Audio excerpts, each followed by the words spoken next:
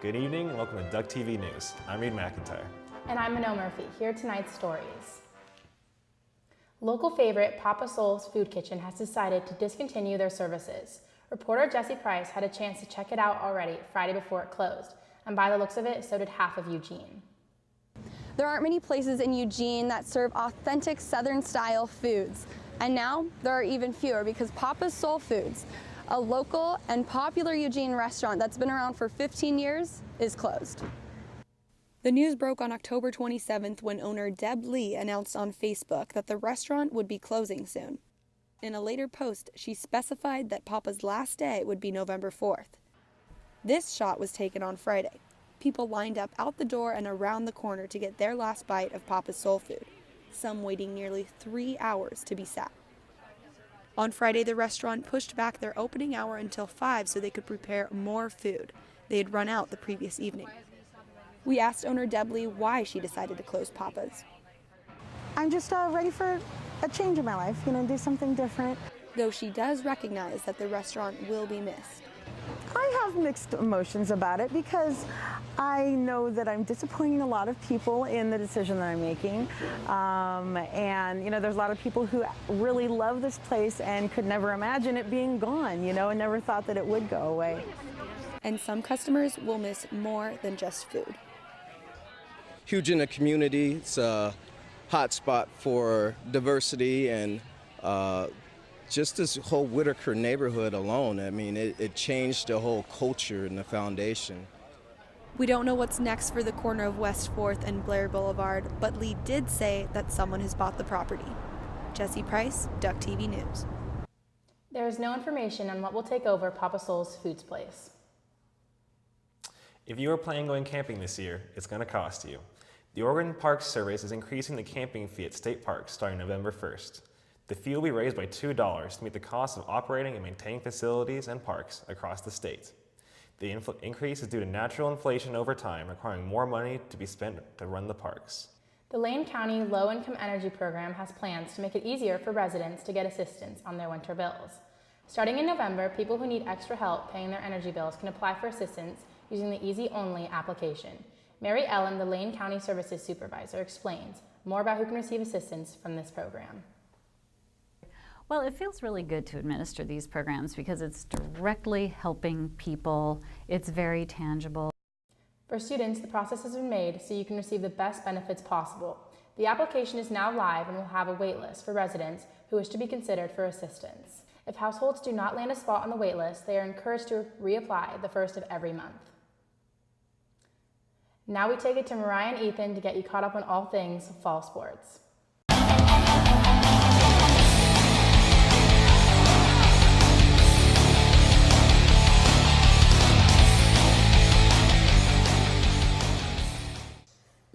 Hello and welcome to this week's episode of Duck TV Sports. I'm Mariah Mills. And I'm Ethan Weiss. We had a jam-packed week of Oregon athletics, so let's get to it. Oregon women's basketball will stay home this week, playing host to Cal State Northridge on Friday.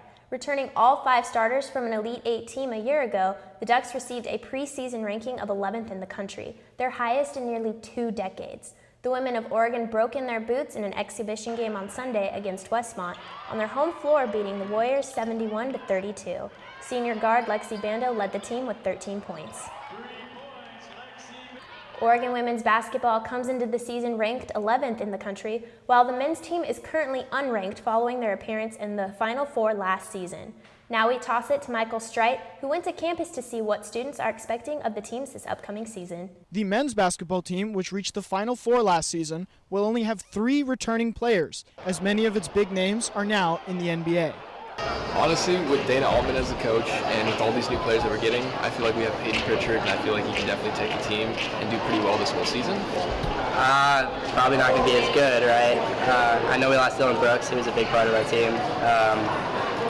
But, we got a good coach still, and we'll do something, figure something out. The women's basketball team, which reached the Elite 8 last year, will start the season with all 5 of their starters from last year returning. I feel like in sports that I've played in the past, when you keep the same team, you're always going to be stronger for the next year. So I mean, I feel like for the girls, it's definitely a lot better to have those players before, because then they can give all the knowledge that they had from the Elite Eight and bring it back to the season that a lot of people didn't have. Like other teams that didn't have that experience. Oh, we're gonna win that. I know we're gonna do good. We're gonna do good. Whether it's the familiar faces of the women's team or the new faces on the men's team, students here are excited about the upcoming basketball season. I think it's really good because we have that strong foundation, but I'm not an expert and I'm sure they know what they're doing, and I'm just excited to cheer them on. I'm Michael Streit with Duck TV Sports. Back to you at the desk. Thanks, Michael. Oregon will have a much-needed bye week with extra time to heal and strategize before hosting the University of Arizona and dual-threat quarterback Khalil Tate on November 18th. Oregon football remains one win away from bowl eligibility after falling 38-3 to the Washington Huskies. The Ducks put the first points on the board with a strong opening drive, but allowed 8 unanswered scores, including a 64-yard punt return by Dante Pettis, making it his 9th in his career and setting a new NCAA record. The Ducks defense will be tested against the Wildcats, as Arizona is coming off a tough loss to USC that knocked them out of the top 25. Oregon will travel to take on the Arizona Schools this next weekend with hopes of a repeat win after winning against ASU 3-0 and Arizona 3-2 earlier this season. The Sun Devils are currently on a 14-game losing streak, and the Wildcats have only won 2 of their last games. This past weekend, Oregon volleyball lost to the number 2 ranked Stanford Cardinal. Currently, Oregon is ranked number 16 with an 8-6 record in Pac-12 play and 15-7 overall. Oregon men and women's tennis finished up their respected seasons this past weekend, both ending in defeat. For the men, senior Cormac Clissold and junior Tomas Laurent fought all the way to the consolation finals of the ITA Championship Sunday morning, only to lose to Florida's Oliver Crawford and Chase Perez Blanco in 2 sets. And on the women's side, junior Daniela Nasser and sophomore Julia Eschet both competed in single matches at the Jack Kramer Invitational. Eschet fought hard in the quarterfinals, but it wasn't enough against eventual champion Vanessa Wong, losing in 3 sets. Nasser made it to the quarterfinals as well, but reached the same fate, losing in 2 sets to the number 1 seed Laura Golb. Oregon soccer fell to Oregon State last Thursday at Lawrence Field 1-0, despite the Ducks attempting 14 goals over the Beavers' 11. OSU's Emma Jones made the only goal of the game. Oregon head coach Kat Mertz said she was sad about the way the season ended and that the Ducks have a lot of work to do in the offseason. The Ducks finished their season under 500 at 2-9 in the Pac-12 and 8-11 overall. Now that Oregon soccer is over, we're going to run down 3 top plays from the 2017 season. First, we have Bailey Bruner knocking the ball over to teammate Marissa Everett. She smacks the ball in for a goal. Now, a long shot is coming in hot towards Oregon goalie Hotla Hendrickstadter, who jumps down on the ball and defends the net. Lastly, Mia Costa strikes the ball straight into the net on a penalty kick. And now let's kick it over to cross country. Both men and women's cross country team will be well rested for their trip up to Seattle on Friday for the NCAA West Regional Championships. 2 weeks ago, the men finished in 4th place in the Pac-12 and the women placed 2nd. 4 members of the team received all Pac-12 recognition. While the Ducks are dominant in their conference, they will be fighting to beat their previous 4th place finishes at the regional meet last year. That's all for this week's episode. Join us next week when we talk about the possible return of Justin Herbert. And make sure to follow us on Twitter and Instagram at Duck TV Sports and like us on Facebook for the latest on Oregon athletics. Back to Reed and Mannon at the news desk. Thanks, guys. Since the past week, gas prices have remained the same in Eugene and other cities in Oregon as well. Chase Thompson has more on the story. All over the country, gas prices are either going up or down. But in Oregon, gas prices are staying the same. The average gas price is $2.79 per gallon and has nearly dropped $1.29 per gallon since 2012. This situation has put on more of a focus on oil distribution in the U.S. In Eugene, there aren't many gas stations within convenient reach for residents and students. Shane Robinson, a manager at Buy 2 Mini Mart, explains the reasons why. Poverty with vehicles. So I think, in my opinion, it's because there is not many people with vehicles here. However, student drivers are the main source of income for the gas stations.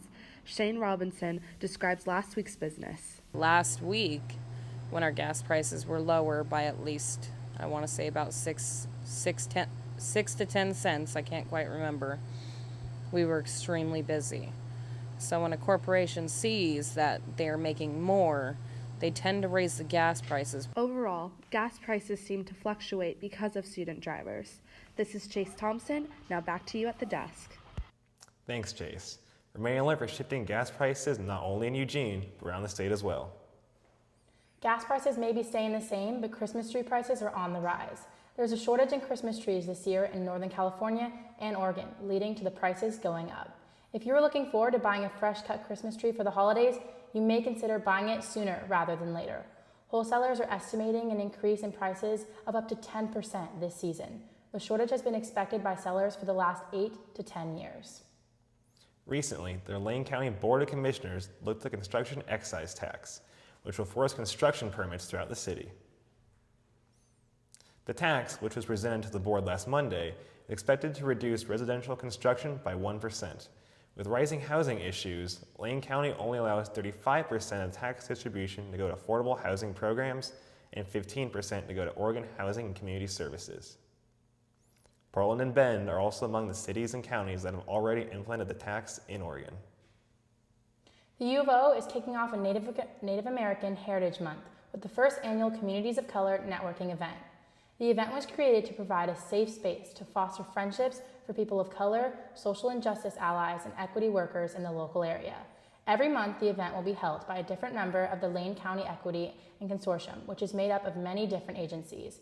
Barbara Marbury, Program Coordinator of Equity and Inclusion, discusses the importance of the event. What's going to bring people here and keep people here is building community. One of the first things I learned when I came here is that people felt very disconnected, especially when you're trying to attract a diverse community. You have to broaden that community so that people can feel like they have a family, that they have community, they're going to stay here, because otherwise we won't keep good people. Keep an eye out for future Friday Community of Color events on the U of O campus. That's all we have for this week's episode. Thanks for tuning in.